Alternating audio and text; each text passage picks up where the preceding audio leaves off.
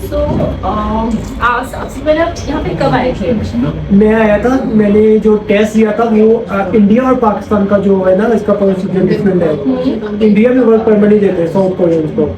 South Korean जो है ना वो इंडियन जो है ना लोगों को वर्क परमिट नहीं देते। आप लोग आ सकते हैं यहाँ पे विजिट वीजा पे, जैसे पंजाब से लोग आते हैं, इंडिया से बहुत से इलाकों से आते हैं, कश्मीर से भी आते हैं, इंडिया से भी आते हैं, दिल्ली से मेरे दो से दोस्त है वो भी आए हुए हैं। वो विजिट पे आते हैं यहाँ पे आके, फिर आगे वो डिफरेंट तरीका का यूज करते हैं जो ना अपना ले लेते हैं विजिट वीजे के आगे वर्क परमिट बना लेते हैं। तो आप 2019 में आए थे, तो आपने क्या प्रोसीजर फॉलो किया था?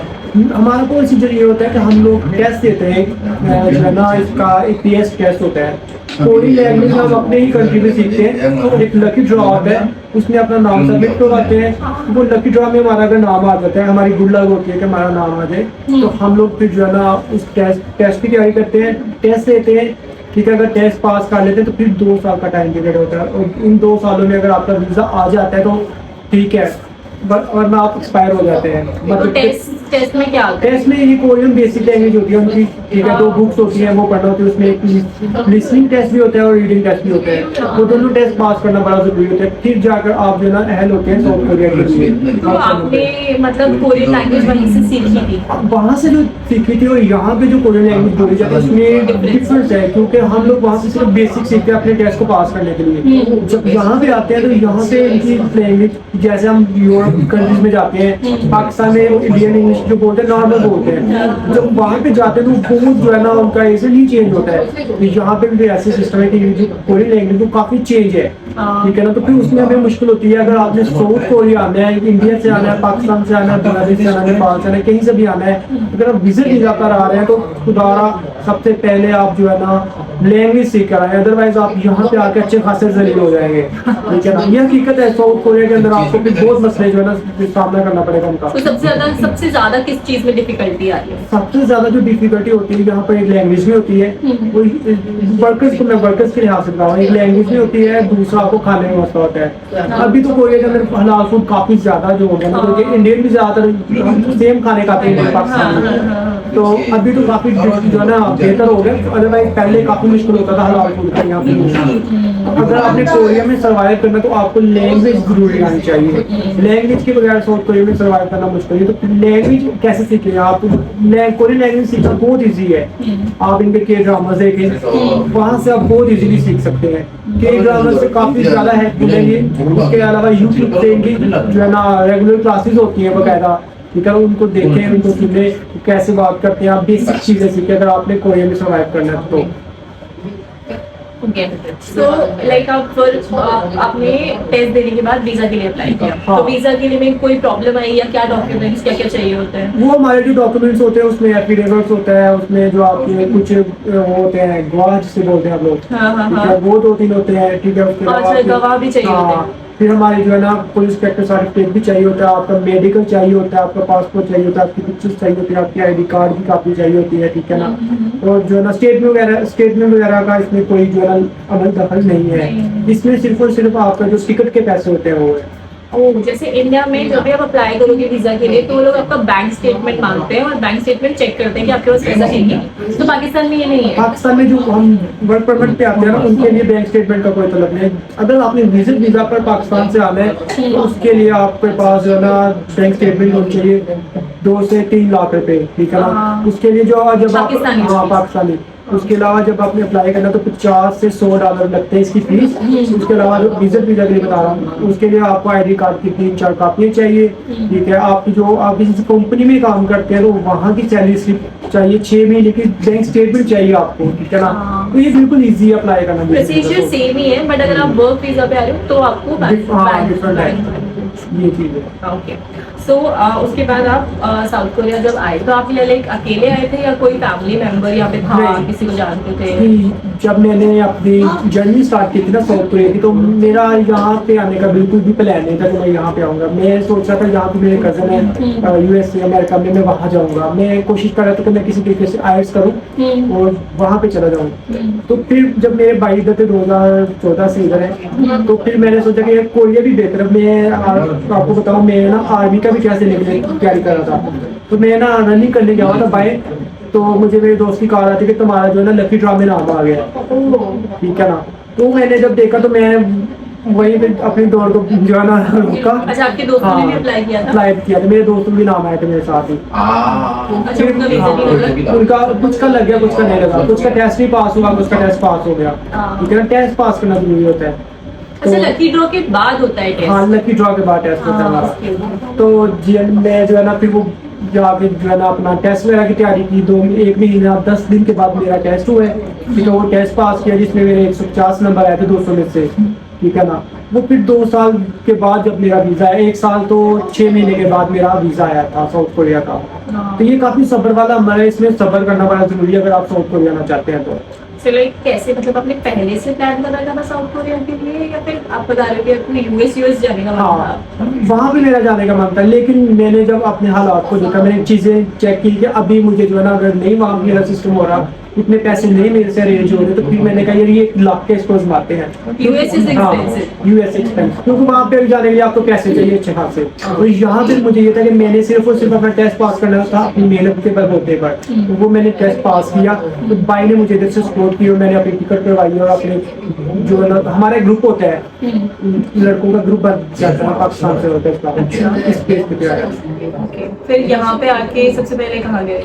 यहाँ पे हमें हमारी कंपनी जो है ना सबसे पहले हमारी ट्रेनिंग होती है, यहाँ पे 2 दिन की ट्रेनिंग होती है, ठीक है ना। तो आप सॉरी मैं समझ नहीं पा रही हूँ, जो वर्क परमिट पे आए तो ऑलरेडी आपको जॉब मिल चुकी थी? मिल चुकी थी। हाँ। हमारी जॉब, हमारा परमिट हमें मिल चुका था, पाकिस्तान में हमारी जॉब हो चुकी थी कंफर्म।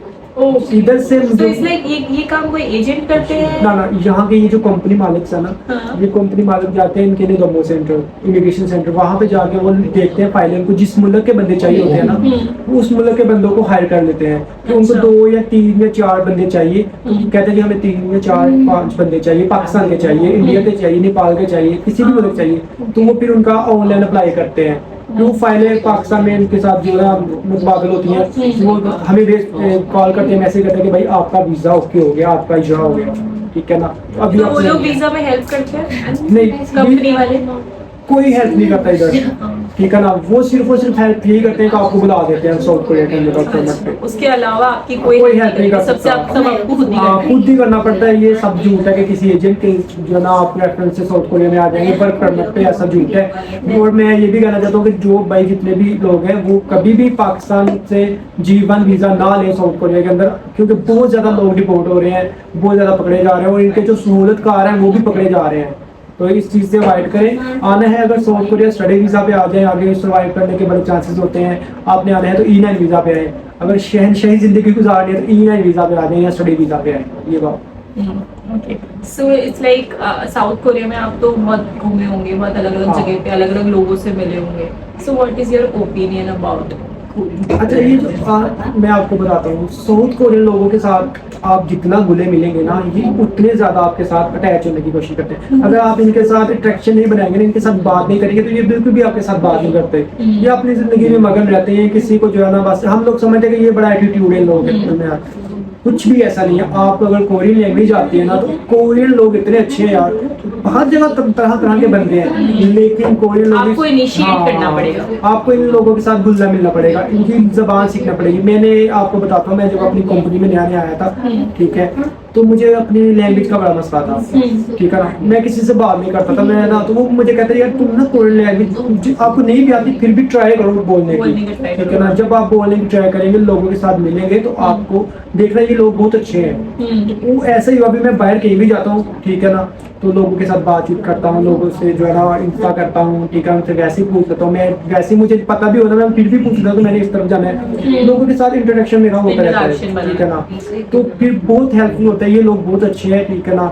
काफी तो लोग कहते हैं कि जैसे मैंने यहाँ पे रशियंस पे बहुत सारे देखे हैं, मैंने बहुत सारी कंट्रीज के, कजाकिस्तान के और अलग अलग टर्की के बहुत सारे लोग हैं, इंडियंस भी बहुत सारे हैं। So like why people say कि कोरियंस एटीट्यूड दिखाते हैं या कोरियंस घुलना मिलना पसंद नहीं करते किसी से? ऐसा कुछ नहीं, ये इसलिए नहीं पॉसिबल हो पाता कि हमें लैंग्वेज का बहुत मसला है। हम जब किसी के, अब मैं और आप बात कर रहे हैं, ठीक है ना, हम फ्रेंडली बात कर रहे हैं, हमें लैंग्वेज एक दूसरे की आती है। जब मुझे कोरियन आती ही नहीं होगी, मैं चुप कर कैसे बैठा रहूँगा उसके सामने, तो वो कैसे हो पाएगा? यहाँ पे प्रॉब्लम ये है कि कोरियन लोगों को इंग्लिश नहीं आती है, हाँ। और हम लोगों को मतलब इंग्लिश आती है, हम टोटल टूटी फूटी बोल बोल भी लेते हैं, अगर नहीं भी आती है तो भी हम इंग्लिश कहीं ना कहीं से कम्युनिकेट कर लेते हैं, पर वो लोग इंग्लिश सीखते ही नहीं है, सीखना ही नहीं चाहते। तो ये इस वजह से मसला होता है कि हम लोगों की आपस में बन नहीं पाते। हम लोग कहते हैं एटीट्यूड है, एटीट्यूड की कोई भी नहीं, इन लोगों में एटीट्यूड नहीं है। ये इतने अमीर इतने लोग हैं, ठीक है, इनमें जरा भी एटीट्यूड नहीं है। यकीन करें, आप कोरियन जुबान सीखे फिर इनके साथ बैठे, इनके साथ घूमे फिर आपको पता चल जाएगा कि ये वाकई एटीट्यूड है कि ये हमारे टर्न नॉर्मल लोग हैं। अच्छा, कोरिया में अगर कोई बेस्ट प्लेस आप जो सजेस्ट करना चाहोगे, क्या है, क्या हो सकता है, कहाँ जाना चाहिए? साउथ कोरिया के अंदर अगर आपने घूमने फिरने के लिए आना है तो यहाँ पे एडवेंचर पार्क साउथ कोरिया के अंदर, ठीक है ना, लोटेवर्ड के साथ है, वो एडवेंचर पार्क है। वहाँ पे ये जो है, इसके अलावा क्योंबुक तो पैलेस है, ठीक है ना। उसके अलावा जो है ना 2-3 जगह और है, यूनिवर्सिटीज बड़ी प्यारी प्यारी है जो आप देख सकते हैं। उसके अलावा आप शेजो जा सकते हैं, बुसान जा सकते हैं, बहुत प्यारी प्यारी सी जगह यहाँ पर आप एक्सप्लोर करने के लिए। इनके पहाड़ों में जाने का इतना मजा आता है, आप यकीन करें। लोग कोरियन जा रहे होते हैं, आपको बहुत हेल्प करते हैं। मैं लास्ट दफा को जब गया हूँ होरपसान गया हूँ, तो इतने कोरियन वो बड़े खुश हो रहे थे, यार फॉरेनर देखो, ये अकेला बंदा फॉरेनर हमारे साथ जा रहा है ऊपर, ठीक है ना। मैंने आपको तो लोग रशियन समझते हैं। ये बात कुदरती जो है ना, थोड़े कलर की वजह से रशियन समझते हैं। ये कोई जो है ना कोरिया के अंदर सर्वाइव करना है तो आपको लैंग्वेज आना जरूरी है, ठीक है। अच्छा, कोरिया एक्सपेंसिव है बहुत ज्यादा? कोरिया एक्सपेंसिव है, ये आपको मानना पड़ेगा। यहाँ पे इनका जो लाइफ स्टाइल है वो काफी एक्सपेंसिव है, ठीक है ना। तो उसके लिए आपको यहाँ पे जॉब करना पड़ती है, या फिर आपके फैमिली बैकग्राउंड से इतने रिच हैं कि आप मैनेज कर लें। लेकिन फॉरेनर्स के लिए बेहतर अपॉर्चुनिटी है कि जो है ना आप आए, आप अगर स्टडी करने आते हैं तो अपनों का भी पीछे ख्याल रखें और अपने खुद को भी मैनेज करें कि हमने अपने घर वालों को कैसे चलाना और खुद को कैसे चलाना, उन पर ज्यादा बर्डन ना डालें, क्योंकि सोच को यह काफी एक्सपेंसिव है। यहाँ पे देखें कोई भी जो है ना बहुत बड़े बड़े अमीर घरों से तो आते नहीं है, सारे नॉर्मल घरों से पढ़ने भी जो स्कॉलरशिप पे आते हैं, या फिर हमारे तरह स्टूडेंट्स या जो आप वीजा पे आते हैं। इसलिए हमें जो है ना सारी चीज़ों को मैनेज करना पड़ता है खुद ही। सो अगर जैसे मैं बात करूँ कि आप वर्क वीजा पे आए हो, आपकी कंपनी आपको मतलब आप कंपनी में जॉब करते हो और एक संडे आपकी क्लासेस होती है कोरियन लैंग्वेज की, तो अगर वेजेस की बात करें तो कितना तक मिल सकता है यहाँ पे? अभी जो हमारी वेजेस है ना, बेसिक वेजेस है, वो पाकिस्तानी अगर आप देखें तो 4 लाख प्लस 4 लाख बन जाते हैं। पता नहीं इंडियंस का नहीं पता। तो उसके अलावा 4 लाख पाकिस्तानी रुपीज ही चलता है। इंडियन रुपीज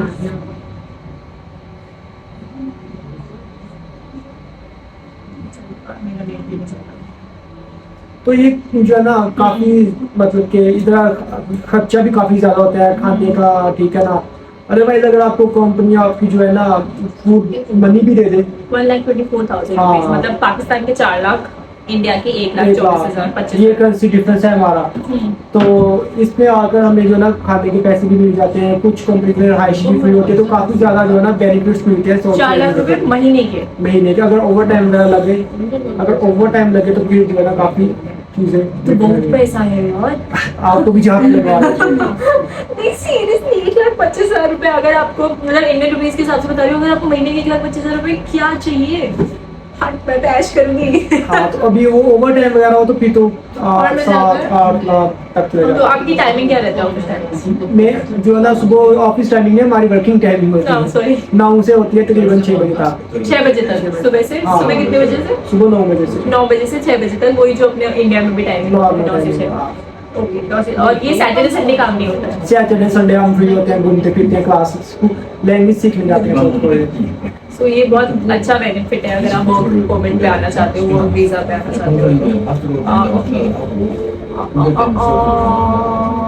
मैं कुछ और भी पूछना था।